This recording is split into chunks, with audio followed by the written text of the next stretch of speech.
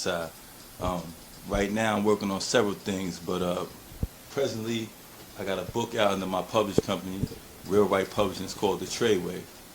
It's about a gang leader that receives 7 life sentences in the feds, and while he's there, he sit there and he's restructuring his organization with the help of a lot of his soldiers and his OGs and stuff.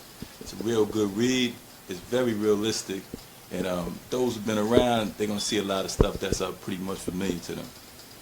Okay, that's what's up. That's what's up. So the name of the book is The Treyway, and they can get it. We're gonna give you all the information at the end. You will be able to see all where you can find the Treyway book from SI. So you from Staten Island? How long have you been writing books? Like, when did you start? What year really did you start writing books?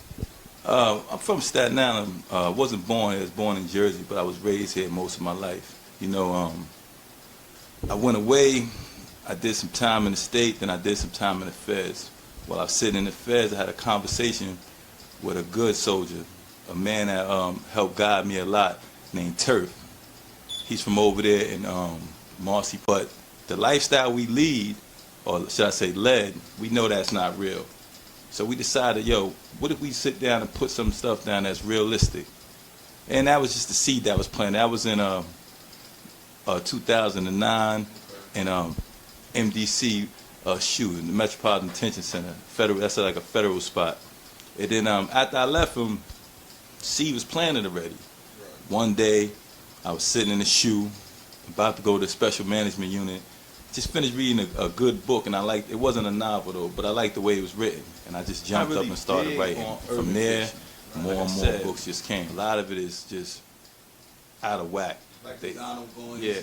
Well, the Donald Goines and stuff, he was a special. Right. He's probably the best that ever did it. Okay. You know, I like The Coldest Winter Ever, and associate of mine, Anthony Fields, he wrote a book called, he wrote a series called The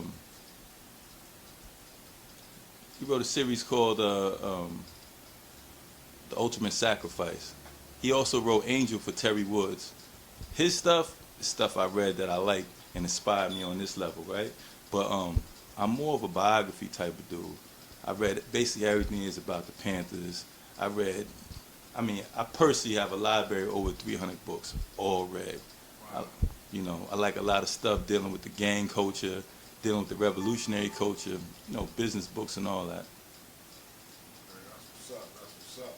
So after saying that goes, ignorance is bliss, which is true. When you don't know what's going on, you can't see what's going on, like it's just regular to you, it's okay, that's how you live your life. But once you gain that knowledge and you see what things are and what they're supposed to be, it starts messing with you.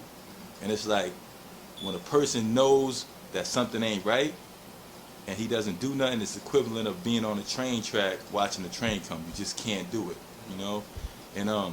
And Dame was looking at it for a movie. So far we had talked about it for a while, but it really didn't pan out that way. You got Waka Flocka, who showed me support. Shout out to the homeboys. I knew, certain people, like I said, I've been there 18 and a half years of my life. I know how that place goes. I know certain things they're not gonna allow. Now this book right here, it deals with a fictionalized gang, right? But these people, when they're so scared, right? So scared that people are gonna read stuff like this and be inspired and stuff. And like I said, a lot of this is showing people, a lot of this book is with this guy, the protagonist, turning his gang into something productive. I won't say positive because positive is your perspective, but definitely productive. And they don't want that. They rather people just run around. They don't mind if this was on some ignorant stuff, if it was some mafia book and all that, just talking about all that, they wouldn't care. But because of that, they banned it. The place that banned it was the state of New Mexico. They banned it all the way through. I can't send it to no prisons over there. In the federal system, I had a couple rejections from certain places and stuff. And now Attica banned it. Attica, they sent me a review thing where, to give them credit, they actually read through it. They read through it, cited the pages they didn't like, so on and so forth, and they said it promotes gang activity and can cause the formation of a gang or gang-like organization while in there. Well, mind you, this is all.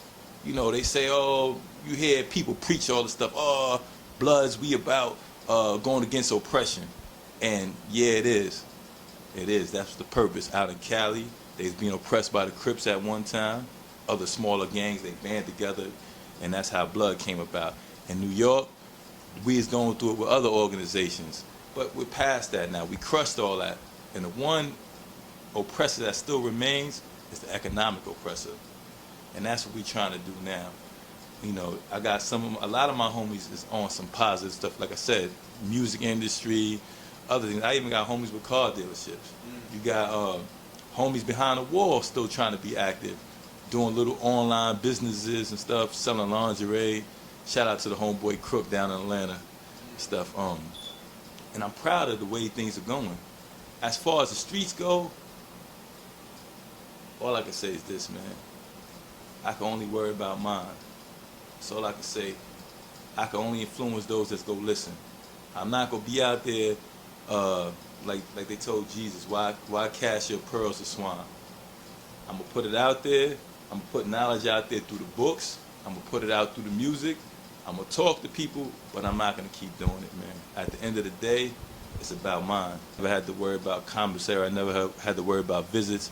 And when I came out here, dudes made my transition easier, you know? I'd like to shout out to homeboy Capo, you know, Jim Jones, my brother, Shooter, Gato, of course my mother.